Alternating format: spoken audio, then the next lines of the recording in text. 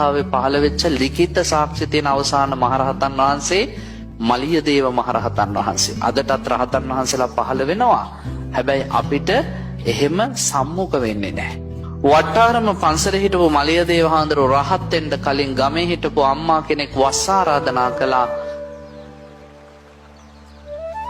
ස්වාමීනි, වස් ආරාධනාව පිළිගනු මැනවි. ඒ අම්මා හරිම දුප්පත්. උදේටත් දානේ හදන් එනවා, දවල්ටත් දානේ හදන් එනවා, හවසටත් ගිලම්පස ටික ගේනවා. මලියදේව හාමුදුරුවෝ දානේ වළඳනවා, පන්සලට වෙලා වස් කාලේ ගත කරනවා. දවසක් අහම්බෙන් මලියදේව හාමුදුරුවෝ පිණ්ඩපාතේ වඩිනවා මේ අම්මගේ ගෙදරට. දැන් උපාසකම්ම දානේ ගෙනාවට ගේ කොහෙද කියලාවත් දන්නේ නැති නිසා උන්වහන්සේ දවසක් වඩිනවා. උපාසකම්ම නෑ ගෙදර, මිනිපිරියක් ඉන්නවා. අනේ හාමුදුරුවනේ, අම්මා ගියා එළියට, දානේ සකස් කරලා තියෙන්නේ මම බෙදන්නම් කියලා. අර මිනිපිරිය ගේ ඇතුළට ගිහිල්ලා මුට්ටිය කාල් ගන්නවා. යට හූර තමයි ගන්නෙ. බෙදලා ගෙනල්ලා පූජා කරනවා. ඒ පාර මලියදේව හාමුදුරුවෝ හිතනවා මේ මිනිස්සු බඩටවත් කන්නේ නැතුවයි සංඝයාට දන් දෙන්නේ.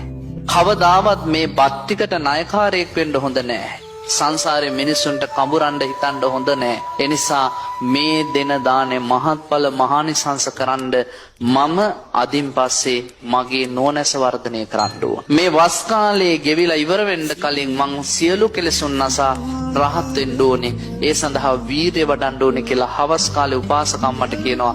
අම්මේ එක වේලක් දාන ගෙනාවම හොදටම ඇති. එක දාන වේලක් ප්‍රමාණවත්. උපාසකම්ම කියනවා නෑ ස්වාමීනි, මං වස් ආරාධනා කළා, මාස 3ම මං ඒ දේ කරනවා කළා. මේ උපාසකම්මා ධනවත් කෙනෙක් නෙමෙයි, බොහොම දුප්පත්.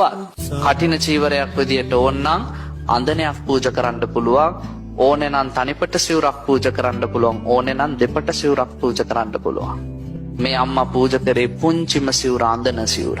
අඳන සිවුරක් පූජා කළා, කටිනයක් විදිහට ඇතිරුවා, පින් අනුමෝදන් කළා. රාත්‍රී කාලේ එදත් ගිලම්පස අරගෙන ආවා. ස්වාමීනි, අදින් මගේ වැඩ ඔක්කොම අවසන් කියලා. වන්දනා කළා, ගිලම්පස පිළිගන්නලා යන්න හදද්දී මලියදේව හාමුදුරුවෝ කොහෙද මේ වඩින්නේ? ඒ පාර කිව්වා ස්වාමීනි මං ගෙදර යන්න කියලා. නෑ, ඔහොම ඉඳ ගන්න. මං අද උපාසකම්මට කඨිනානිසංස බණ දේශනා කරනවා. මලියදේව හාමුදුරුවෝ බණ කිව්වා. විමුතුනි, මේ වෙලාව වෙනකොට මලියදේව හාමුදුරුවෝ සියලු කෙලෙසුන් නසා රහත් පදවියටපත් වෙලා ඉවරයි. උන්වහන්සේ රහතන් වහන්සේ නමක් විදියට තමයි කියන්නේ අම්ම ඉඳගන්න බණ ටිකක් අහන්න. තුන්යම් රාත්‍රිය මුළුල්ලේ රැලි වෙනකම් මේ අහිංසකම්මට බණ කිව්වා.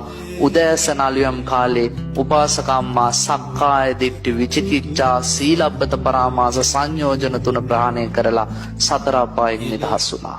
උතුම් සෝතාපට්ටි ඵලයටපත් වුණා.